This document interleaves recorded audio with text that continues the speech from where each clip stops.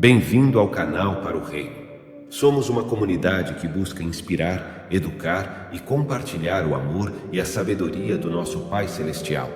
Aqui você encontrará uma variedade de conteúdos que visam fortalecer a fé, promover a espiritualidade e aprofundar o relacionamento com Deus. Eu quero convidar você a abrir sua Bíblia, por gentileza, no Evangelho de Mateus e no capítulo 17. Mateus 17, de 1 a 9. O texto sagrado diz: 6 dias depois, Jesus tomou consigo Pedro e os irmãos Tiago e João e os levou em particular a um alto monte. E Jesus foi transfigurado diante deles. O seu rosto resplandecia como o sol e as suas roupas se tornaram brancas como a luz. E eis que lhes apareceram Moisés e Elias falando com Jesus. Então Pedro, tomando a palavra, disse a Jesus: Senhor, bom é estarmos aqui. Se o Senhor quiser, faria aqui 3 tendas, uma para o Senhor, outra para Moisés e outra para Elias. Falava ele ainda, quando a nuvem luminosa os envolveu. E eis, vindo da nuvem, uma voz que dizia: Este é meu filho amado, em quem me agrado. Escutem o que ele disse. Ao ouvirem aquela voz, os discípulos caíram de bruços, tomados de grande medo. Jesus aproximou-se e tocou neles, dizendo: Levantem-se e não tenham medo. Então eles, levantando os olhos, não viram mais ninguém a não ser Jesus.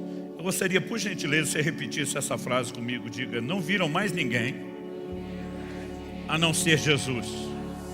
Só mais uma vez: não viram mais ninguém a não ser Jesus.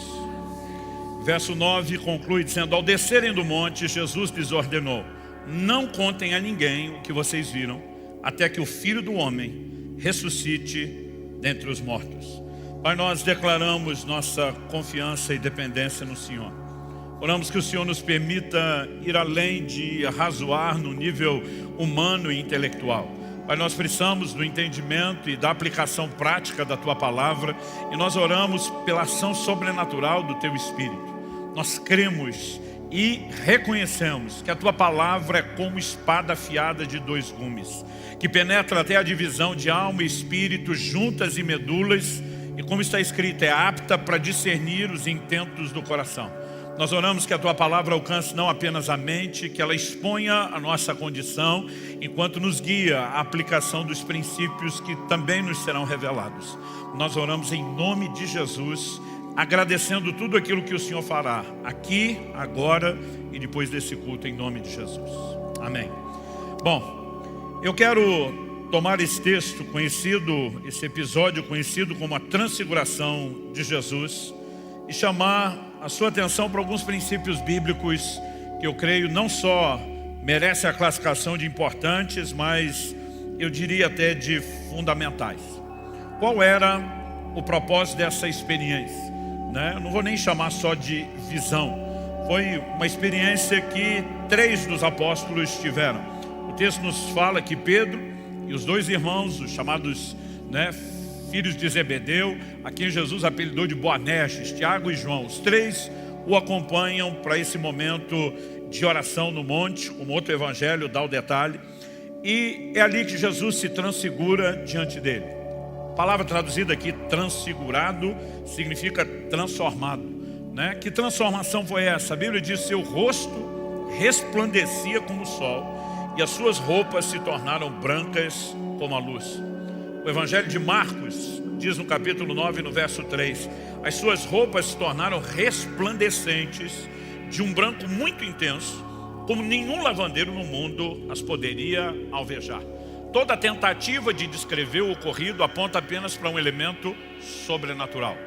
Essa chamada transfiguração, na verdade, é uma expressão e uma manifestação da glória de Deus na pessoa de Jesus, o que me leva a simplificar que o propósito daquela experiência, daquela visão, chame como você preferir, era glorificar a Cristo, era dar a Ele aquilo que lhe é devido.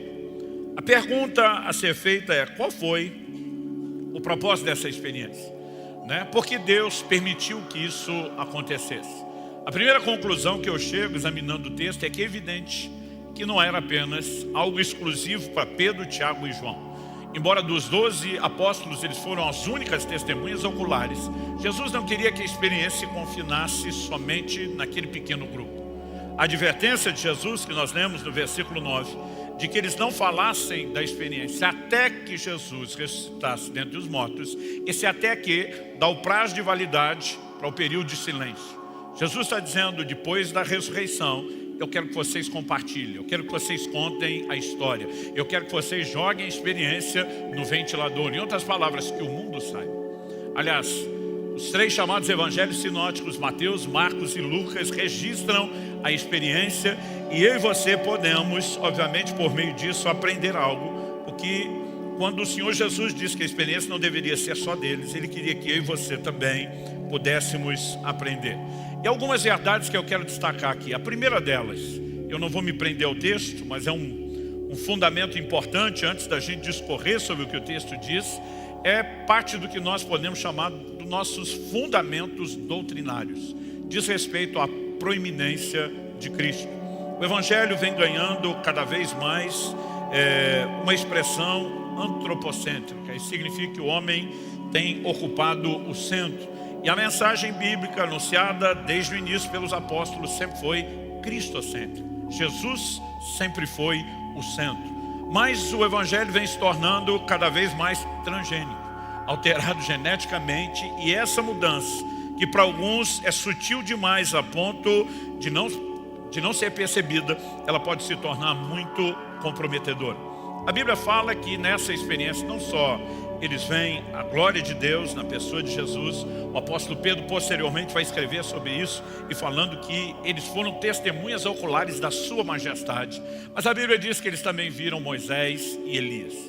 E aqui não se trata apenas de uma visita de santos do Antigo Testamento, são 2 ícones do Antigo Testamento, Moisés representando a lei e Elias representando os profetas. E a ênfase no ensino do próprio Jesus em Mateus 11:13 é de que a lei e os profetas profetizaram até João. A partir de João Batista, o precursor de Cristo, que vem preparando o caminho do Senhor e vai passar o bastão para Jesus imediatamente após o batismo. Nós temos o cumprimento de tudo aquilo que foi profetizado. Nós chamamos isso na teologia de convergência bíblica. Em João 5:39, Jesus diz: examinais as Escrituras, porque julgais ter nelas a vida eterna, são elas que testificam a respeito de mim. Então a lei e os profetas anunciavam não apenas a vinda do Cristo, não apenas a sua obra redentora, que inclui morte, ressurreição, e tudo aquilo que o Senhor tem feito em nosso favor, mas a verdade é que toda a Bíblia converge na direção da pessoa de Jesus, não apenas da sua obra, porque Ele é o centro de tudo. E quando olhamos para as Escrituras, nós precisamos perceber que até numa experiência como essa, onde os discípulos, eu não sei qual seria a minha, a sua reação, e eu fico tentando imaginar o que para eles era presenciar a figura de Moisés e Elias, esses ícones do Antigo Testamento ali na frente deles. Mas no final, a Bíblia diz que eles não viram mais ninguém a não ser Jesus. O tema da minha mensagem hoje é somente Jesus. E o primeiro ponto que eu quero destacar como construção doutrinária é a proeminência de Cristo. Eu quero ler alguns textos que a gente deveria saber deles, não apenas no mero sentido informativo. Esses são textos que eu costumo ler com frequência, que eu costumo repeti-los, lê-los em voz alta, repeti-los, confessá-los, declarar, porque essa verdade precisa nos impregnar. O primeiro deles, Colossenses 1, de 16 a 18, diz, falando sobre Cristo: pois nele foram criadas todas as coisas nos céus e sobre a terra, as visíveis e as invisíveis, sejam tronos, sejam soberanias, quer principados, quer potestades. Tudo foi criado por meio dele e para ele. Ele é antes de todas as coisas, nele tudo subsiste. Ele é a cabeça do corpo, que é a igreja. Ele é o princípio, o primogênito dentre os mortos, para ter a primazia em todas as coisas. Você pode repetir isso comigo? Diga: para ter a primazia em todas as coisas. Só mais uma vez: para ter a primazia em todas as coisas.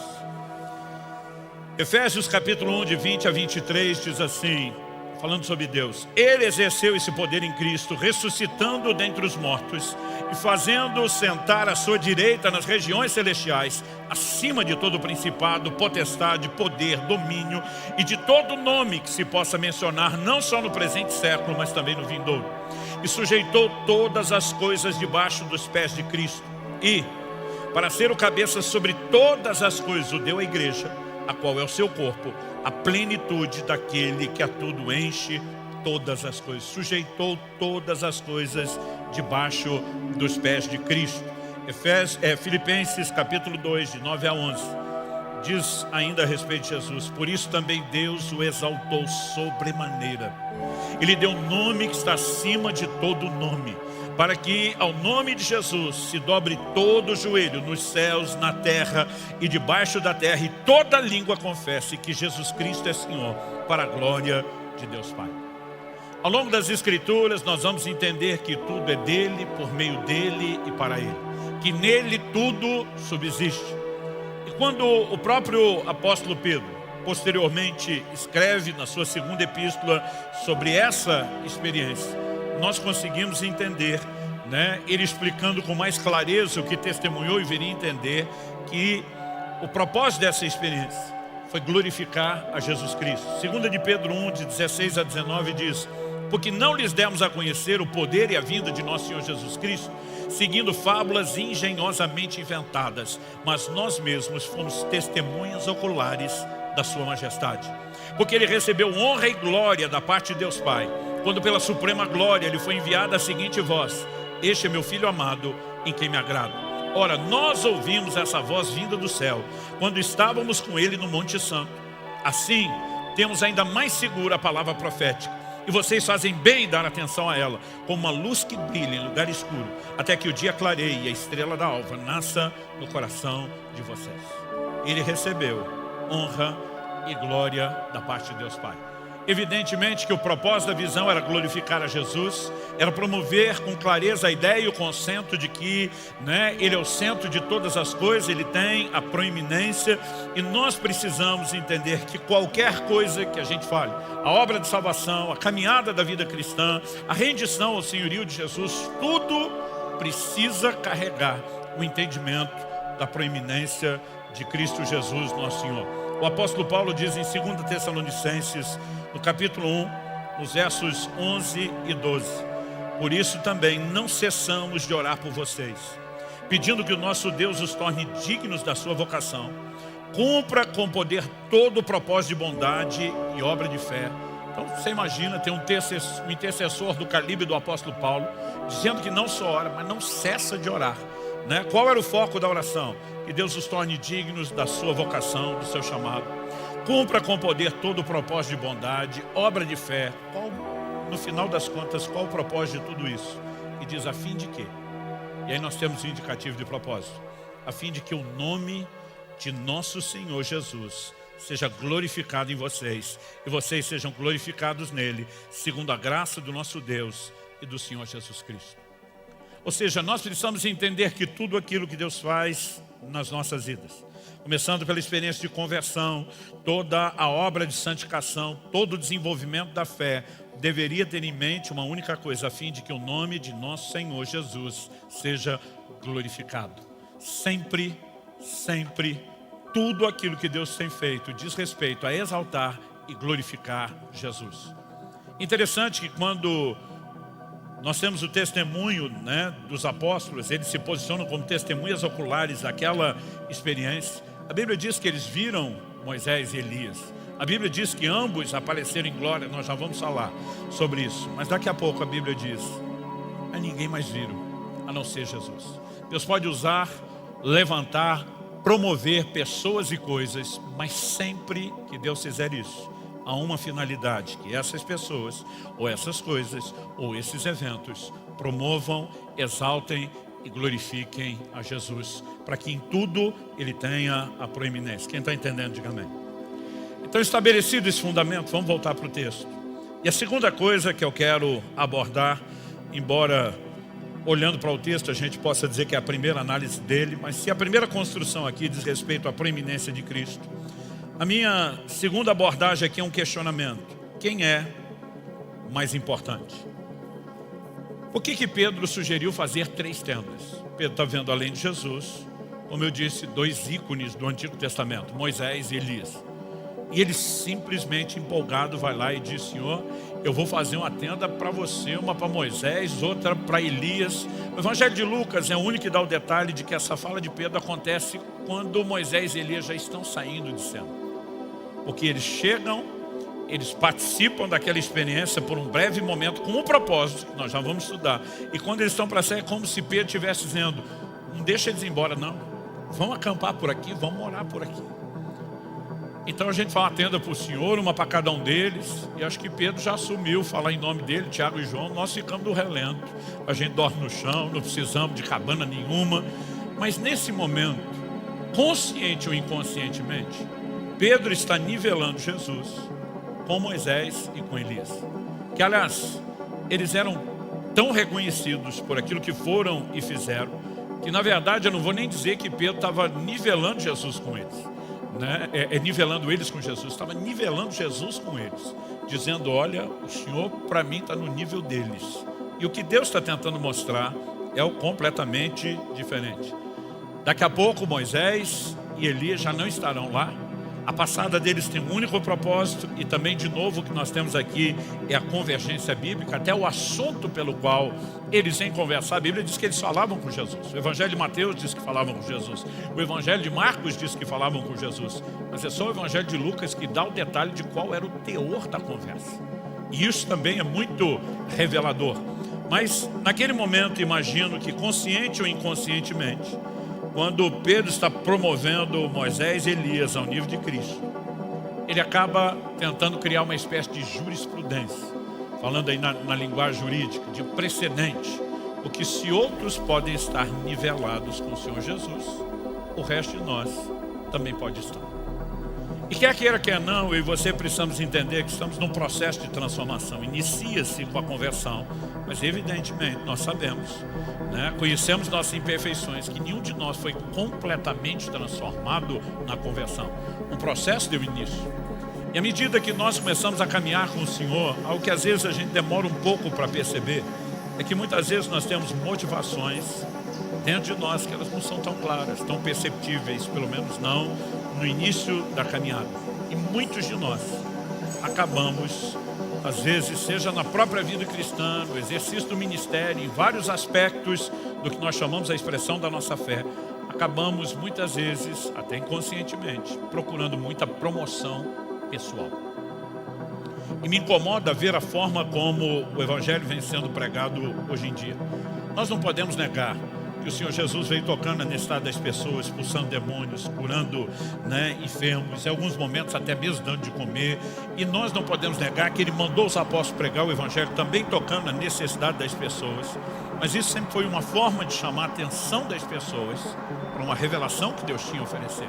E nós transformamos isso meio que numa espécie de propósito, quase que sinalizando que o homem é o centro de tudo e que tudo é por causa deles. É por causa do homem e não por causa de Deus. Então o Senhor Jesus tem se tornado uma espécie de um meio que nós precisamos para alcançar o fim que nós desejamos. Ele deixou de ser o fim em si, e é lógico que quando a gente generaliza acaba sendo injusto com alguns, mas via de regra, na mensagem do Evangelho moderno, Jesus deixou de ser o fim em si, ele tem se tornado o meio para que através dele a gente alcance aquilo que queremos. E quando eu olho para os discípulos, eu vejo que esse grupo, né, essa que viria a ser a elite espiritual da liderança da igreja um dia, eles precisaram ser muito moldados e trabalhados, o que enche o meu coração de esperança de que eu e você também podemos ser trabalhados por Deus. Mas a gente percebe que esse time que estava andando com Jesus, eles também tinham aspirações que talvez não eram tão visíveis, de promoção pessoal. Em Marcos, no capítulo 10, nós temos o relato de como de como Tiago e João, os filhos de Zebedeu, procuram o Senhor Jesus. Eu vou ler Marcos 10, de 35 a 37. Então se aproximaram dele, Tiago e João, filhos de Zebedeu, dizendo: Mestre, queremos que o Senhor nos conceda o que vamos pedir. Deixa eu fazer uma pausa e um comentário. Normalmente quando alguém chega e diz: olha, eu vou te pedir alguma coisa, mas eu não quero que você diga não, eu quero que você me atenda, e tenta garantir antes de pedir, eu já levanto dentro de mim uma bandeira vermelha, um alerta. De tipo, o que é que tem aí que antes de apresentar o pedido e antes de que eu possa julgá-lo, ele quer me convencer primeiro a concordar com ele. E os dois chegam para Jesus e dizem: olha, nós queremos que o Senhor conceda o que vamos pedir.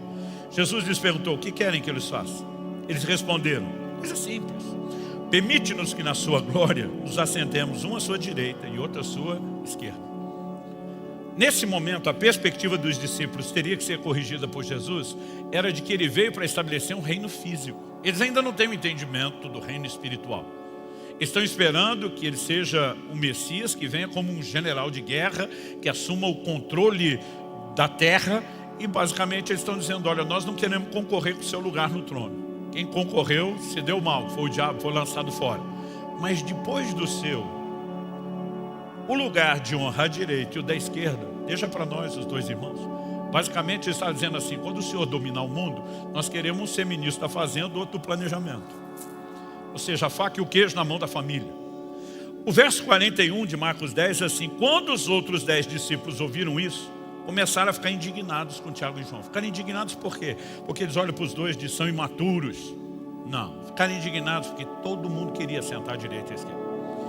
Na verdade, os dois verbalizaram aquilo, e de repente os outros olham, né, e percebem que eles saíram na frente e estão indignados porque todo mundo está almejando aquilo.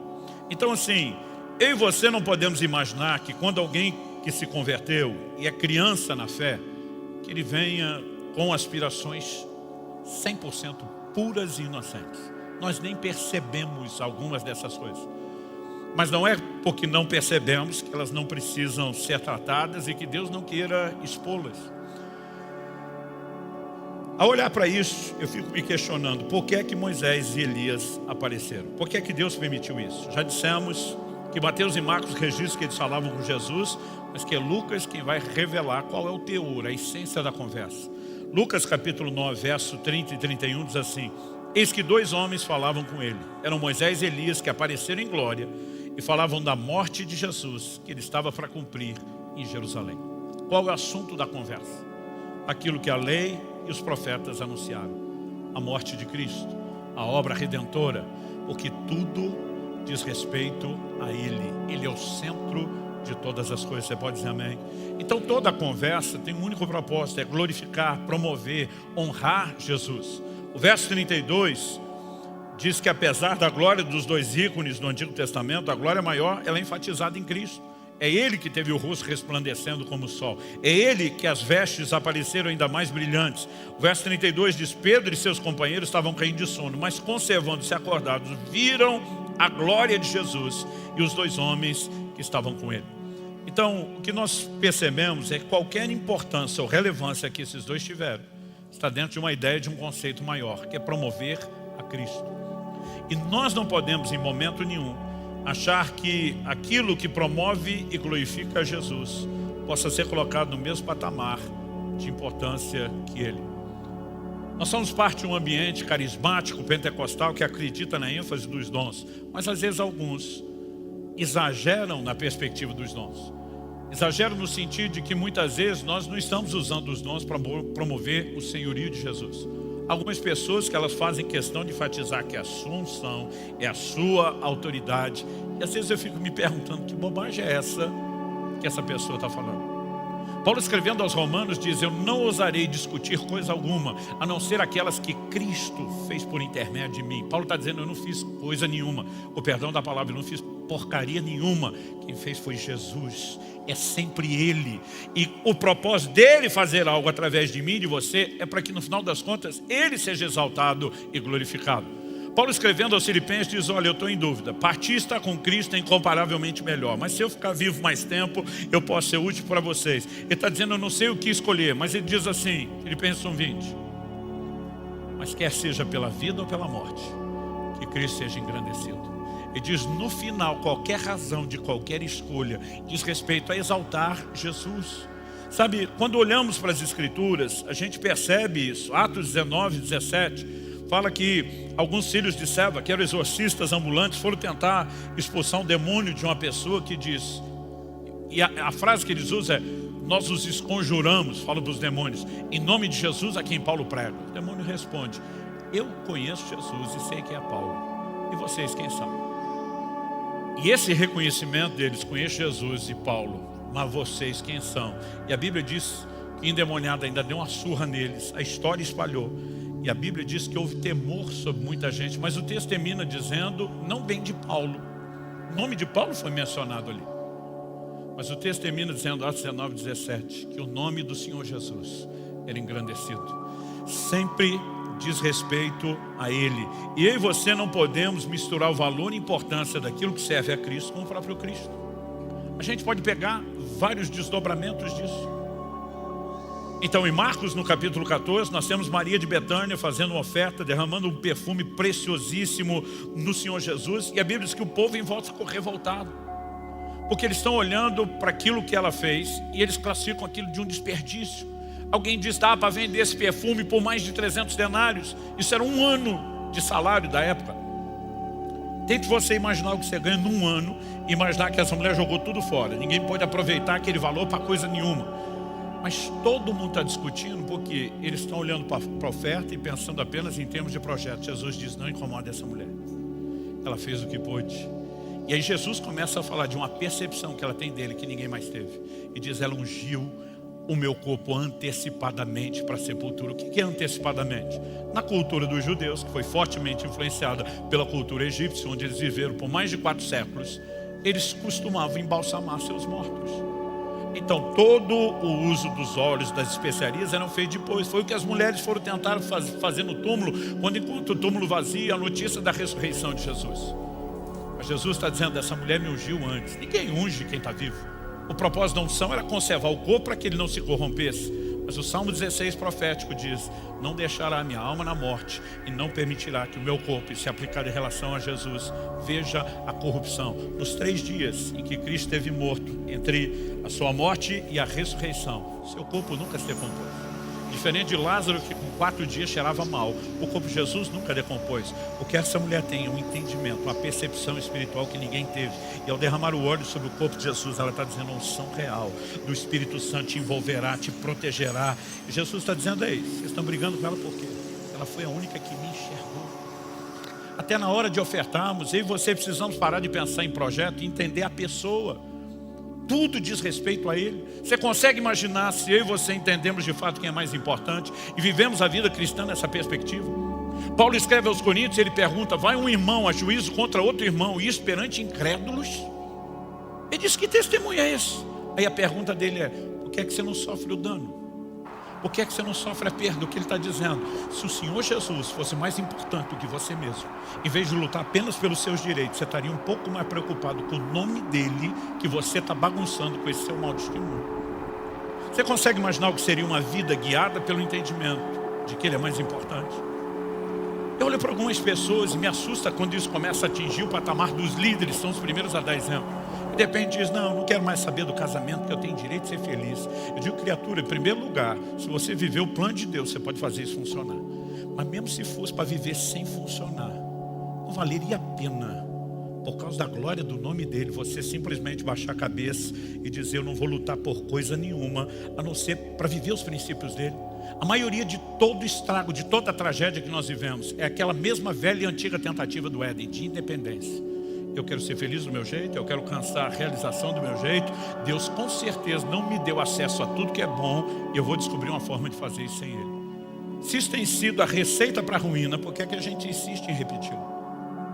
Há um lugar que não apenas o exalta e o glorifica, mas nos protege, que é quando eu e você entendemos que Ele é mais importante. Quem está entendendo, diga amém. A maioria de nós está tentando achar no Evangelho algum tipo de lucro que justifique a gente permanecer fiel. Então, se ele não fizer o que eu quero, se ele não fizer o que eu gosto, se ele não fizer o que eu preciso, a gente trata Deus da mesma forma que a mulher de Jó. Amaldiçoa esse seu Deus e morre. Ou ele dá o que a gente quer, ou a gente descarta ele. Mas a percepção de importância, ela muda completamente as coisas. A semana eu estava falando desse assunto numa conferência para pastores. E eu simplesmente abri meu coração com eles. Falei, olha, não aguento mais ouvir pastor reclamando que o ministério é difícil. Falei, minha pergunta para vocês, quem foi que disse que seria fácil? Para começo de conversa. Será que vocês nunca pararam? Que Jesus diz lá em Lucas 14, vai construir uma torre, senta primeiro, calcula o custo, para ver se você dá conta de até o fim, porque se achar que não dá, é melhor nem começar. Em Mateus 10, 16, Jesus diz, eu os envio como ovelhas para o meio de lobos. Na sequência, no verso 21, ele diz: todos odiarão vocês por causa do meu nome. Ele diz: vocês vão ser perseguidos. Nenhum dos apóstolos foi pego de surpresa quando as perseguições começaram. E todo mundo sabia o que os aguardava. Mas existia um senso de compreensão, de importância dele. E eles simplesmente conseguiam viver em torno dele e não de si mesmo. Quem está acompanhando? Atos 5,41 diz: eles se retiraram do sinédrio muito alegres, por terem sido considerados dignos de sofrer afrontas por esse nome. O apóstolo Paulo diz em Atos 20:24: porém nada considero a vida preciosa para mim mesmo, desde que eu complete a carreira e o ministério que recebi do Senhor Jesus, para testemunhar o evangelho da graça de Deus. Em outras palavras, está dizendo: eu não estou vivendo para me agradar. Eu não considero a minha vida preciosa. Precioso é Ele, é honrá-lo, é glorificá-lo, é cumprir o seu propósito. A centralidade de Cristo tem sido roubada do evangelho contemporâneo. E eu diria, consequentemente, até da nossa visão, não só de vida cristã, mas do ministério. Onde está a nossa alegria? O evangelho deveria estar sendo pregado e nos levando ao entendimento de que toda alegria e realização está nele, e não nas coisas que Ele pode nos dar. Mas de alguma forma a gente acha que Ele é só o meio que a gente precisa para conseguir alegria em outro lugar que não seja Ele mesmo, mas apenas aquilo que Ele pode fazer e que muitas vezes nós almejamos. Isso é tolice. O Salmo 16:11 diz: na tua presença a plenitude de alegria, a tua destra delícias perpetuamente. Quando a gente entende que a alegria ou a realização, vamos falar assim, não está em viver para nós mesmos, e sim para Ele, em prol da eternidade. Quando fala de viver para Ele, mesmo que signifique morrer e deixar de viver aqui na terra, as coisas mudam de figura.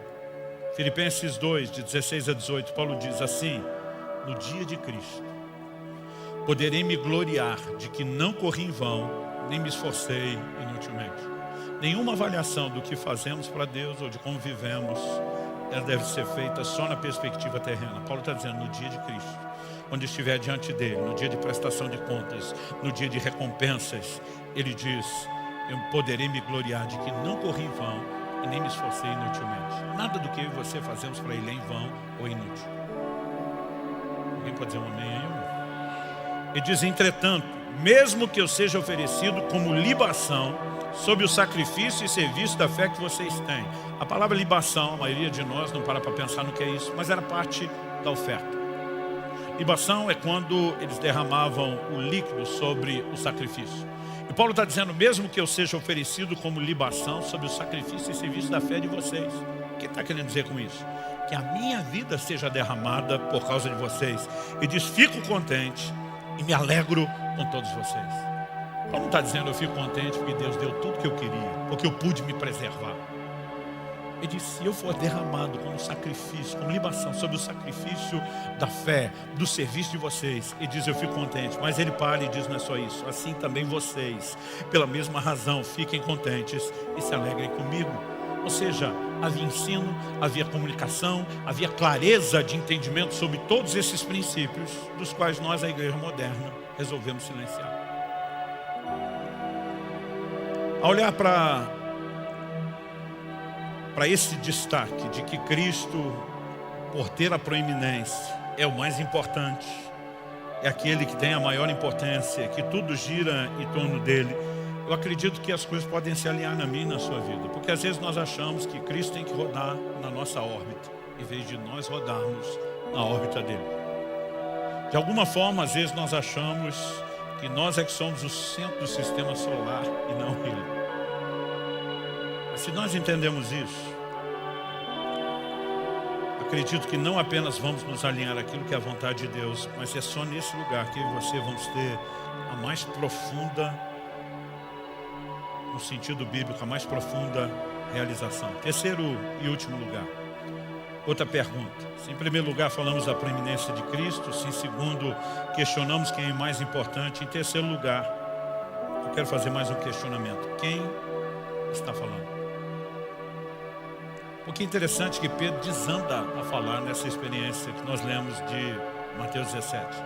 Mas se Cristo é tão importante, Ele é quem deveria estar falando e, portanto, sendo ouvido, e não o contrário. Curioso é que quando a gente olha para as Escrituras, existe um registro em Marcos capítulo 9, verso 6, que nos mostra por que Pedro falou. Ele não passou a falar e dar sugestão, vamos fazer tenda, vamos fazer isso, vamos aquilo, porque sabia o que estava fazendo. Pelo contrário, Marcos 9,6 diz, pois não sabia o que dizer, por estarem eles apavorados. Peraí, Pedro, qual é a sua lógica? Você não sabe o que dizer e fala mesmo assim? Hashtag fica a dica. Quando você não souber o que falar, fica quieto. Deixa quem tem algo a oferecer falar primeiro. Algo que eu aprendi desde garoto, dentro de casa e ouvindo sempre os mais velhos. Não sai falando primeiro antes de quem tem mais bagagem do que você. Mas de alguma forma Pedro, ele não só começa a falar, mas ele parece que quer assumir o controle, consciente ou inconsciente. O negócio é o seguinte, Jesus, já está tudo planejado. Uma tenda para o Senhor, outra para Moisés, outra para Elias, nós ficamos no relento. A ideia da tenda, o Evangelho de Lucas é o único que sugere que ele fala da tenda quando Moisés e Elias já estão começando a sair. Tipo, deixa eles embora, não. Pedro tenta assumir o controle de tudo.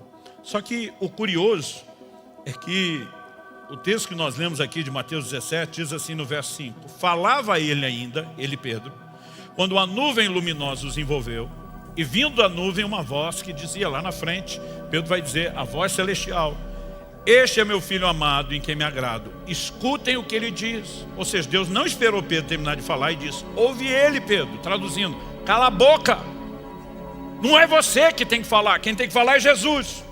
Você deveria estar ouvindo Jesus, em vez de só querer fazer que Jesus te ouça. E eu não sei você, mas isso me assusta. Por que me assusta? Porque esse ato não é exclusivo de Pedro. Eu passei anos na minha vida de oração, falando. Eu quero que o Senhor faça isso no ministério, eu quero que o Senhor faça aquilo, olha, isso aqui seria excelente, isso, eu também preciso disso, eu preciso daquilo outro, e não estou dizendo que você não possa. Há encorajamentos bíblicos à oração. Mas sabe, você pode aprender muito sobre o que está no seu coração, olhando sua vida de oração. Porque embora a Bíblia diz que Pedro não sabia o que falar, ela dá a entender que então Pedro não tinha um discurso pronto, planejado, ele é pego de surpresa. Agora isso não significa que porque ele não tinha algo planejado, que o que ele falou não estivesse externando o que está do lado de dentro. Porque em Mateus 12:34 a Bíblia diz que a boca fala do que está cheio o coração. Então simplesmente algo começa a transbordar de dentro dele.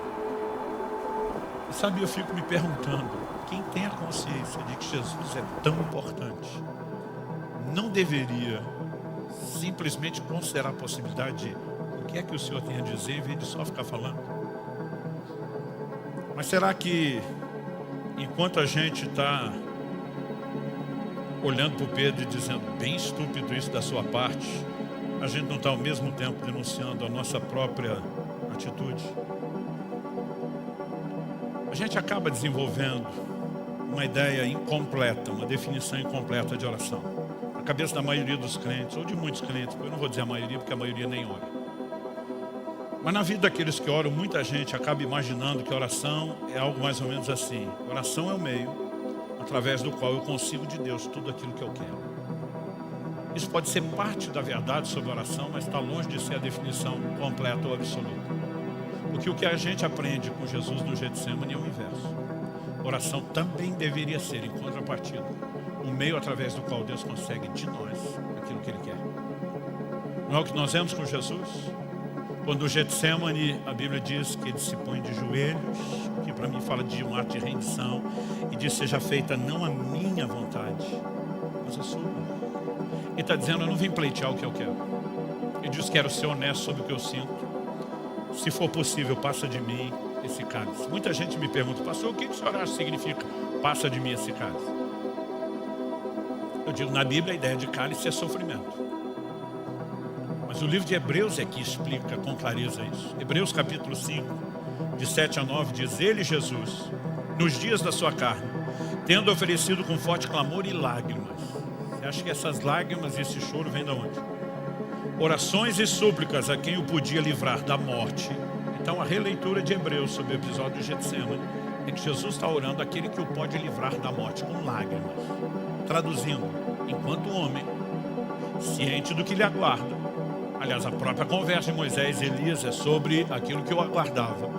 O Senhor Jesus, enquanto homem, está apavorado.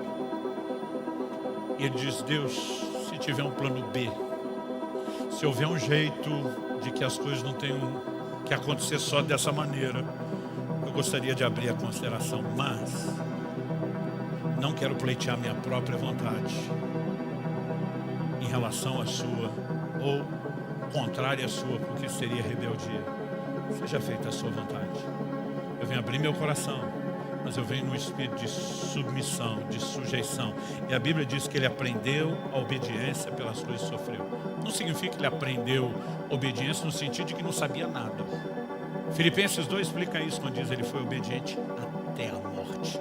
Esse até a morte, estou falando do último nível, o mais profundo nível de obediência, de rendição e de entrega. E o texto termina dizendo que ele foi aperfeiçoado e, tendo sido aperfeiçoado, tornou-se autor da salvação eterna para todos aqueles que o obedecem. A maioria de nós não gasta tempo suficiente no ambiente de oração para, em vez de só pleitear o que a gente quer, simplesmente se sujeitar, dizer: seja feita a sua vontade. Tiago capítulo 4, verso 3 diz: vocês que dizem hoje ou amanhã iremos a tal cidade, negociaremos, ganharemos dinheiro, deveriam dizer: se o Senhor quiser. O que a maioria dos crentes fazem? Eles decidem a vida toda deles. Decide com quem quer casar, sem às vezes orar o suficiente sobre isso. Decide a profissão que vai estabelecer, decide onde vai morar, decide o que vai fazer, e depois decide tudo sem que Deus participe. Eles viram para Deus e dizem: agora o Senhor deu um jeito de abençoar a minha própria vontade. E Deus é refém apenas de abençoar o que a gente escolhe, porque se Ele não ficar agradando a gente o tempo todo, Ele não é o Deus que a gente decidiu que queria ter. A pergunta é: isso é o Evangelho de Jesus? Aquele que eu e você encontramos na Bíblia? Não. Isso é qualquer maluquice que você possa chamar ou denominar, mas nunca foi o Evangelho de Jesus. O Evangelho de Jesus é: você vai tomar sua cruz. O que Ele está dizendo? Você morre para você, porque não vale a pena viver para as suas vontades. Elas não são um guia seguro, não vão te levar para um lugar de realização. Então o que eu e você precisamos aprender é submeter. Então Deus tem que falar para o Pedro: cala sua boca, para de falar, ouça Ele. E acredito que uma coisa que falta demais é a gente desenvolver sensibilidade para a liderança do Espírito Santo. Ontem nós falamos para Deus em oração tudo o que a gente sonhou, tudo que a gente desejou dele para a nossa vida, para o ministério, né? Mas simplesmente nós não ouvimos. A pergunta a ser feita é: o que o Senhor planejou para a sua vida? O que é que você ouviu dele a respeito disso? Deus disse para Moisés: cuida de fazer conforme o modelo que te foi mostrado no monte. Deus está dizendo: eu tenho uma planta, é melhor você segui-lo. Paulo, diante do rei Agripa, diz em Atos 26, 19: eu não fui desobediente à visão celestial. Sabe o que ele está dizendo? Eu estou seguindo os parâmetros dele. Eu vivo em obediência ao plano e à vontade dele. E essa é a única forma de você sermos bem-sucedidos. Essa visão que Jesus diz não é a hora de contar, até porque eu acredito que nem Pedro tinha digerido ela com clareza. Chegaria um momento onde de fato ela produziria resultado na vida deles e ela deveria ser transportada. Pedro depois vai dizer: nós temos ainda mais segura a palavra profética, que vocês fazem bem em dar atenção a ela, como uma luz que brilha em lugar escuro, até que o dia clareie e a estrela d'alva nasça no coração de vocês. E diz: a clareza de compreensão da voz de Deus se torna um guia seguro, se torna aquilo que te ilumina em meio às trevas. Eu creio que é por isso que o salmista diz lá no Salmo 119, 105: lâmpada para os meus pés é a tua palavra, luz para o meu caminho, à disposição de dizer: eu vou andar naquilo que o Senhor determinou, naquilo que o Senhor revelou, naquilo que o Senhor planejou. Eu quero concluir te fazendo algumas perguntas práticas. Será que entendemos? Estamos reconhecendo de modo prático a proeminência de Cristo? Que no final das contas Ele tem que ser engrandecido, seja pela vida ou pela morte. De que tudo não só é dele no sentido de procedência e criação, mas além de ser por Ele, é para Ele. De que Ele é o centro de todas as coisas. Aliás, falando em centralidade, a próxima pergunta é: será que nossa visão e prática cristã reflete a centralidade de nosso Senhor? Eu lembro quando era adolescente, um dia eu estava lendo Apocalipse 4:4. que diz que ao redor do trono onde Deus e o Cordeiro se assentam, João diz, eu vi 24 tronos. Eu li 24, inevitavelmente minha mente pensa 12 tribos de Israel, Antigo Testamento, 12 apóstolos do Novo. Isso é a combinação da igreja de Antigo e Novo Testamento. Mas eu fico pensando, a Bíblia não está dizendo quem são esses 24. E não há nada que sugira se por um lado os apóstolos têm um reconhecimento singular, a ponto da Bíblia falar dos nomes deles na cidade. Por outro lado, não há nada que garanta que foram os 12 patriarcas que mereceram esse trono. Mereceram, entre aspas, estou falando da minha leitura imatura. Eu fico pensando, será que tem alguma vaga em aberto para um desses 24 tronos? Eu estou naquele modo Tiago e João, será que eu consigo tirar algum lucro? Eu estou pensando, existe alguma possibilidade de um desses tronos ser meu? A Bíblia diz que nesses 24 tronos estavam os anciãos vestidos de branco com coroas nas suas cabeças. Eles não estão governando no nível dele, mas estão no lugar de proeminência. E eu me flagro simplesmente almejando um dos 24 tronos. Até que eu chego no versículo 10, que diz que os 24 anciãos descem do trono. A Bíblia diz que eles se prostram. E não apenas se prostram, eles tiram as suas coroas e depositam aos pés do Senhor Jesus. E naquela hora o Espírito Santo falou comigo, a única razão pela qual um trono e uma coroa pode ser dado a qualquer um, seja você ou qualquer outro, é quando se encontra nessas pessoas o entendimento de que o trono não é lugar permanente, de que a coroa não tem nenhuma outra função a não ser colocada aos pés dele. Aquilo na época eu senti que foi uma baita de uma correção, mas honestamente o entendimento disso começou a crescer foi só com o tempo, porque maturidade não vem sem tempo. No entanto, não significa que só o tempo garanta que ela vai se manifestar.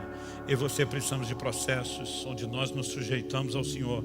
E um questionamento a ser feito o tempo todo é, será que a nossa visão e prática cristã reflete não só a proeminência, mas a centralidade do nosso Senhor? Minha última pergunta, será que temos ouvido a Jesus? A nossa vida de oração, se é que você tem uma, é apenas sobre aquilo que você quer?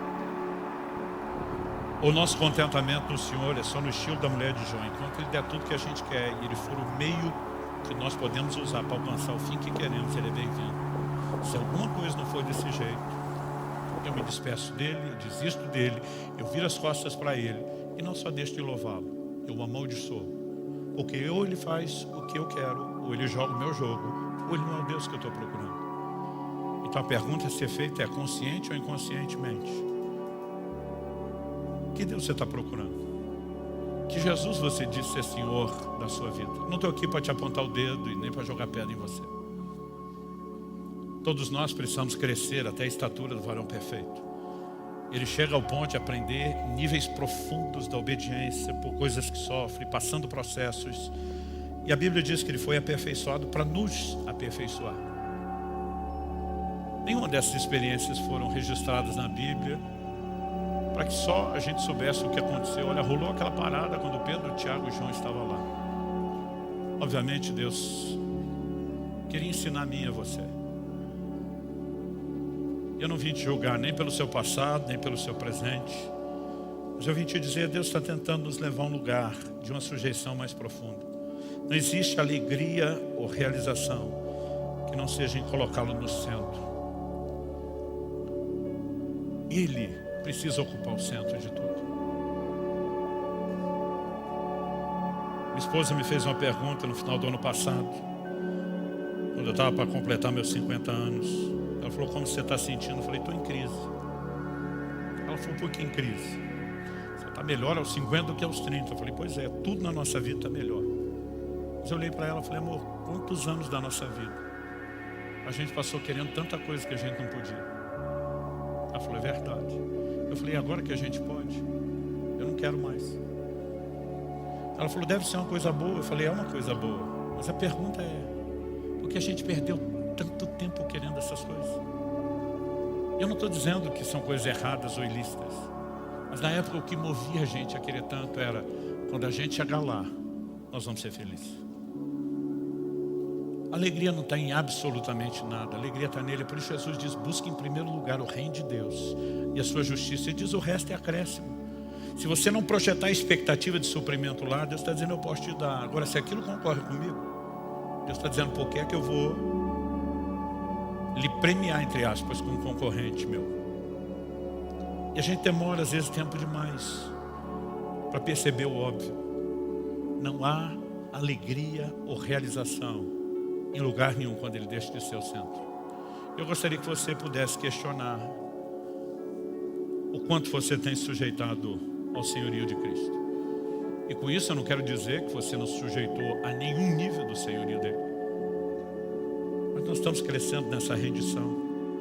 Nós temos de fato entendido o que esse evangelho que promove a proeminência, a centralidade de Cristo. Se sim, por que na nossa vida de oração nós não estamos pleiteando o tempo todo viver a vontade dele? Buscando forças para enfrentar coisas que vão contradizer nossas emoções. Se você quer viver o modelo bíblico de santidade, se você quer viver o modelo bíblico de família, de integridade nos seus negócios, em alguns momentos você vai fazer escolhas que vão contradizer seus sentimentos, suas vontades, seu conforto. Mas se você fizer isso com a consciência de que a alegria não está no resto e sim colocá-lo no centro, aí você pode, como os apóstolos, mesmo sendo perseguido, preso por causa de Cristo, dizer, eu não me calo. E você vive uma alegria que ninguém que se colocou no centro vai conseguir ter ou experimentar. Feche seus olhos por um instante. Espírito Santo, nós te pedimos mais uma vez, permita-nos ter mais do que um momento de arrazoar e considerar apenas no nível humano e intelectual. Nós oramos que a Tua palavra brilhe e resplandeça no íntimo de cada um de nós pela ação poderosa e sobrenatural do Teu Espírito Santo. Que ela possa ser, como Pedro falou quando se refere à experiência do monte, como uma luz que brilha em lugar escuro.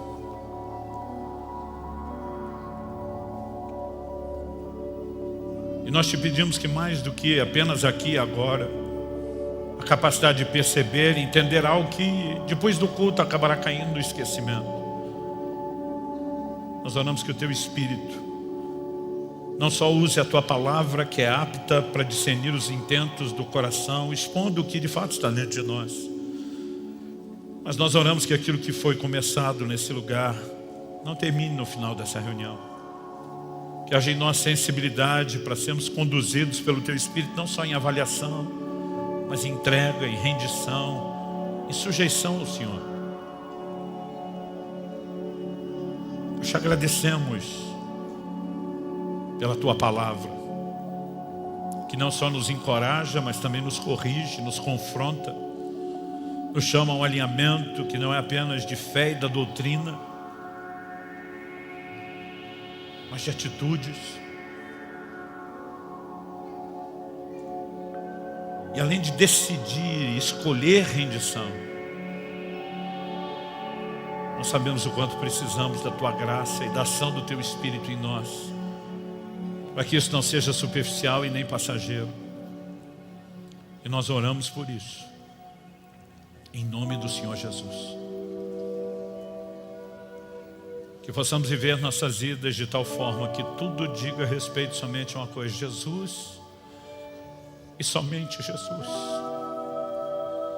Cristo e somente Cristo.